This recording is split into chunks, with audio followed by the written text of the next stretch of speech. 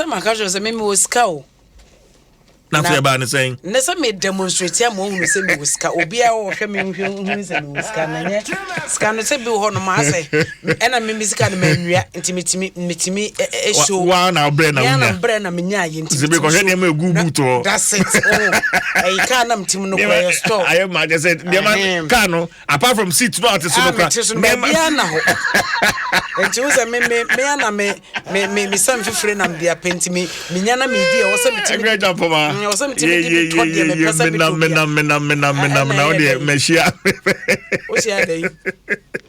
There's a canoe friend who crano. Canu my among. And near man cry pair to no canim. A total chrome to me, no machiamoka cram at day. So you wouldn't, and a man 12 in a hole. See, and a man 12 in a hole. Ray, it's in my duma back when soon. And Tiaja, or so what a chill for baby. And to move away, Minyami cast and a media, my minion mahona minibi. The Empress dear who be a mamma fanya. Now say a 2 hair, 80 hay. When you know near that you be Jahaka mobile, or be only more brass, be dear my free. To my mini bua. Queer did he? No. Oh, couldn't come about. You didn't come on. You didn't come on. In Uncle Shadgy, my way, is a CIA airport testing way through Bomodiana Brabaco. Okay. Are you out 5 across them and control? So what is it? I was judging my Miss. Okay, Mamma Alright, John, ya Mawena, Tojagbo. Yeah. Okay. No. Oh yeah, Chairman, Ghana Institute of Freight Forwarders, applauds. Kwasi? Amagala ke we so. No, Bojidi. Everything. Amaga leke. Amaga. Yes sir. Leke. Me type na mawo. Kwasi so mami. So dia we na dia wa. So mami. Me kwasi me ma so mami. Why is that like Asia Papa? Asia say. I want to be a worker there.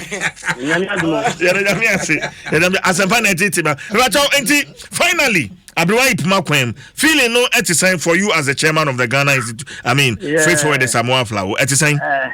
I would say the feeling is very, very, very great.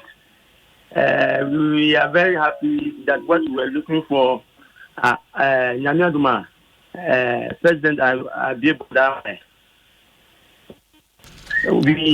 We've cried a lot for 2 years, for 2 good years. It wasn't easy, and by God's grace, the President has listened to our cry, and then I've opened the borders for us. And this morning, the whole Aflau Township, I would say we were all happy. People were trooping to the border to catch just. Not to cross the border, but to catch a glimpse at the border once again. So I think this is the feeling today at Aflau. Okay, I don't know your membership, especially at the Aflau border. And when I say your membership, I mean Ghana Institute of Freight Forwarders. Mr. Todagbo, how many are you? Yeah. Oh, we are more than 200. More than 200? Yeah. Wow. And what basically do you guys dealing, which kind of goods moves in and out? We do cargo handling, import and export, custom brokers, and processing cargoes for importers. Okay.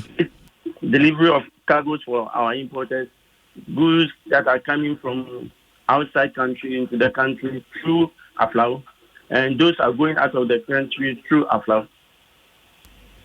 Abagato Jabo. Yes, sir. The closure of the border, no saying is if affecting my business. Seriously, this affect here. Yeah, Germany for down. Bruh, easy. If we can remember those 2 years past, and people out of that have heart attack, and a lot of people are in the house now, bedridden. Some are even bereaved. because their jobs are gone. You see, Aflawi here, most of the citizens work in Togo. They have their works in Togo, some cross, some who have their clients coming from Togo. But as the officer of the border, hey, my brother, I can't explain it. And see, how are you guys surviving? Not the It is God. All this is God. It is God, bro. Your means of survival would have been taken away from you. You just imagine. A lot of families got broken because of this. And I will just remember some of our colleagues who couldn't bear it, and some at their own age, and they need this small job to take care of themselves, but you can't cross. It is well. No, it wasn't easy. It is well, TJ. Okay. Finally. Me membership no me futu ade bema omo now that the borders have been opened, especially regarding niese mudru border hon ma omo ye mampeni kan se border ne de ye bie but ne bi hon ma covid protocols ni bi ade ne bi say so femu ansana any advice futu bi ade bema members no. Okay, what I would say is that we comply with what the president has said. And we started it's because of the COVID and the border was closed. And as by God's grace, it has been open for us. We will advise all members that we should just add to the protocols.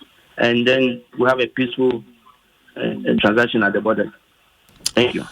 All right. Yeah, that's it. Ora John Yao Mawena Tojagbo, a chairman, Ghana Institute of Freight Forwarders, Aflau, and Yaneno Atwitwe and Common. Yafa de Bonkata Naposo and Toa also latex from your partner for life. Vodafone, Feather, together. Okay. CJ, na once ye ka border na sem no ayi airport de no rezo ni no woto ye o se ka kire me say ye bie di ono so beba me so me hwe okwan enti betwa ho na Bismarck bedu ono so say obeba July krewa package bi ode so beba nye no e ba mo cho ye nkai omo so omo ba ni nyina say wo ba no am report to am declare wo asset e wo dwaso nsem a eno wo bika enti Bismarck bedu be wo ba amia konsuta na ne ho nyina mamre ne amane kwan so yakwa na July kra de wadodo ebusu ma me fa de obonkrata no na poso emaw na dwumadi no enkaye no ento aso sie ka say Ghanaian Times anopai wode aba a wo boy amane sem afi free FSHS enhyehyeye woni a wobenya kwanya akobie no ye de TVET for nso so aba ba wura mu bi ene san yese woni a osua nsano dwuma technical vocational for no ye do mo so ba be wura mu bi enti yi enhyehyeye bia benefit bia na woni okọ free SHS no ebenya no afi we nso so no TVET students ni nyina so ebenya bi frese ye do mo awuram Ghanaian Times asem nie eno achi no so for be de kira wo hwe ensase ene emu ne paso yewura George Mireku Duker e de atodwa wo se ye a wo mai ema Electrochem womo enkrata ese obetumi akọ songhor salt factory ono akọ adwuma siesie ho na akọ we de womo sia ye ho pa no akọ no efe enika enu nti wo se wei eyade ho beba adehye ono mo adan ho mfaso pa ma bi aka Ghana fo nyina enti sa license ne nkrata wode ema adwumako no womo aye adwuma nwanwaso ama ho aba Ghana mfaso na ECOWAS a nei ye mampeni nana ye Adranko Kufuado eti edwamu no e de atodwa se Wamo Burkina Faso mine koko says so ansan fa o mine no ankwanko wura kabima menka bia memuomu a eso akese a de beto tototo wo so no enyasem keto krokra wose ye de so yesikasemu so sese wo hwese de wiase asori etia Russia na womo anwe wo se tete so kokko kire Russia na ECOWAS susu obeye bi saa de akire Burkina Faso mine no enti animu ya wonya hyehyeye no ansan fa mine no enko kabima menka bi amemu afuo ekwanso anopay Ghanaian Times ensema wode epie ye bi ena mabobo so no sanso ena Daily Guide obokrata no mema so anopay a ye Opare-Ansah kane suhum mrase bedwani wose NPP womo akansi a womo esi no wokobi General Secretary position wono so ekwa akopri nti akan no wode ne ho edrem na wode abeto dwa enopay se COVID-19 enimu wahala mu nsensem nyina no ene de kofa baaye ma ye tototo bodese mu ya ubedru airport akwan abefa so abenya kwan apia ko ofie no na no so kra adane boache bidin maabo eno waye test awie sebe ya won sabe ka results kra mu akro niema edi bewurawura ahwene mu enu nyina ne mampani ese wayi afiri honom nemom say amusi so kire omode won wo pane no a woduru wa de niema bewurawura ahwene mu saa in fact, Adom online cried that fully vaccinated travelers into Ghana will not take PCR test. And Adom online free or my chrono so free move ban so no so say this what war panier no to say what I AstraZeneca they say you too.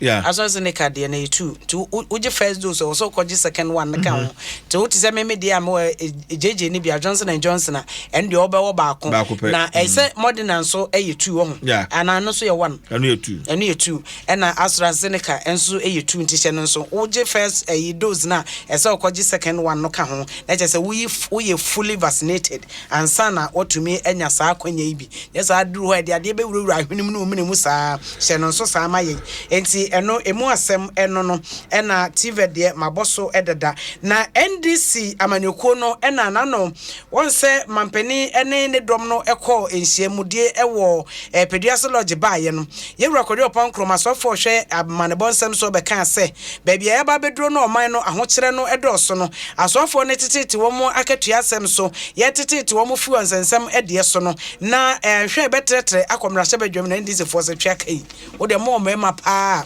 mose mo mema ya bibida mo niema mienu eso a wo de mo fa mo asemra ho na mba abeto ye ho o se da obi ante obi ahwe emfiri so enti hye no so saa efa mame enti